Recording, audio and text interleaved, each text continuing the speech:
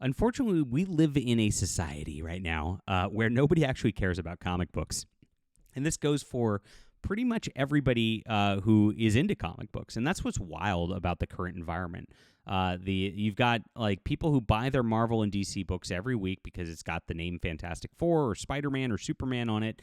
And they often don't even read them. I always say that I have a comic shop owner who's told me that maybe 30% of the people actually read the comics that come out of the store. It's pretty wild when you think about that.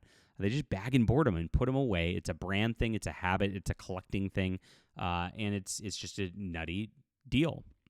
Now, on the flip side, you have like the ComicsGate group that's been trying to, of course, fight against mainstream comics and has turned into just blood sports channels of Ethan Van Sciver attacking Eric July.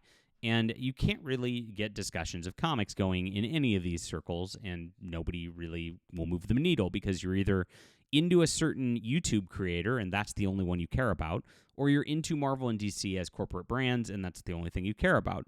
And so I try to do things a little bit different around here, and sometimes do things like this. I'll clickbait this title somehow to figure this out. But I want to talk about Xenozoic Tales. Yes, that's going to be what you didn't sign up for, because this is a real comic book, and it really needs people to pay more attention to it because it's awesome.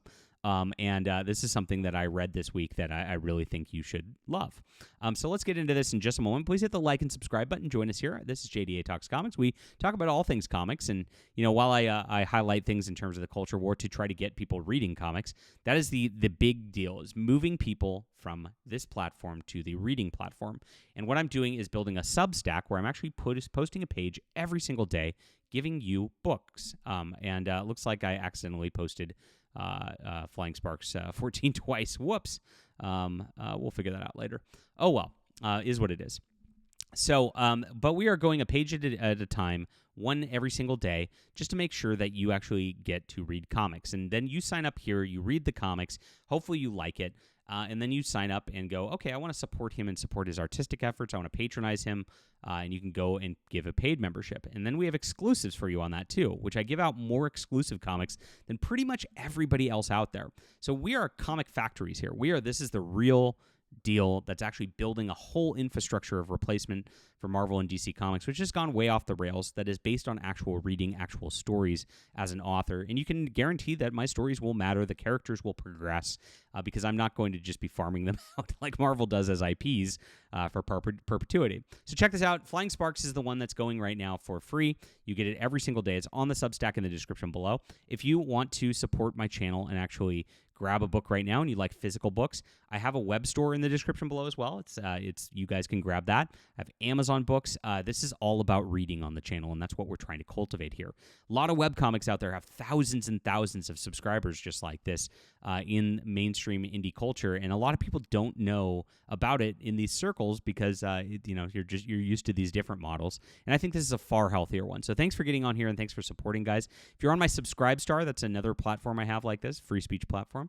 It's the same content. You get all the same exclusives. So whichever one you decide to go for, I really appreciate you guys for reading and being here. And thanks for making this grow so fast. We've been doing awesome on this. And that's the changing culture we're getting to. So I did want to talk about Xenozoic. So this is a book by Mark Scholes.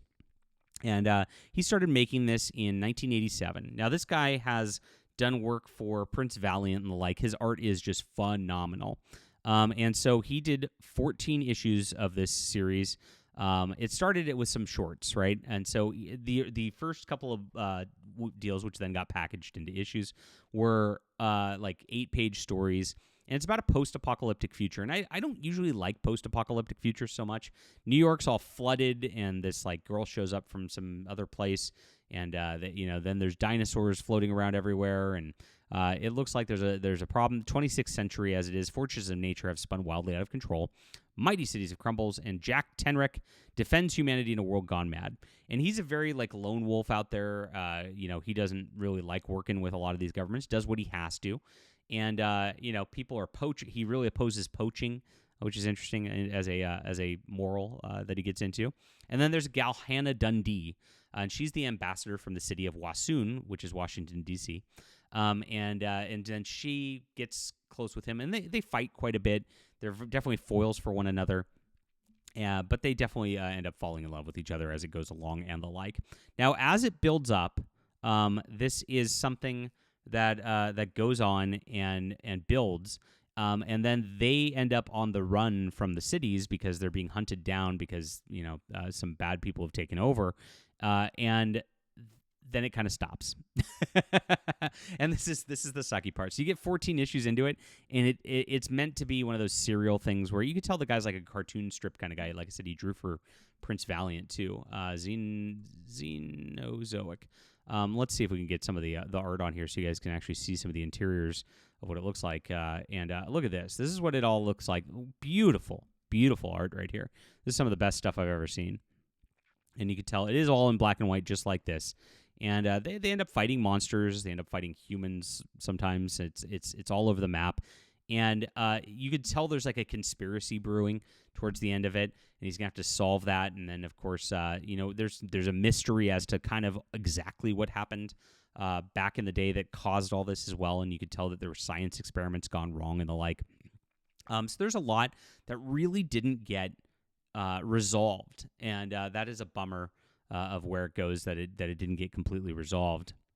But I would have liked it to see it continue. Now, there is one large volume of this that collects all of it, and is told, even though it doesn't like quite finish, it all does. It's worth reading anyway. I mean, this was a wonderful read all the way around. I don't know what the thought is about how to finish it at this point, or if it's ever going to get finished. But this is definitely a wonderful read all the way. Like I said, the art's great.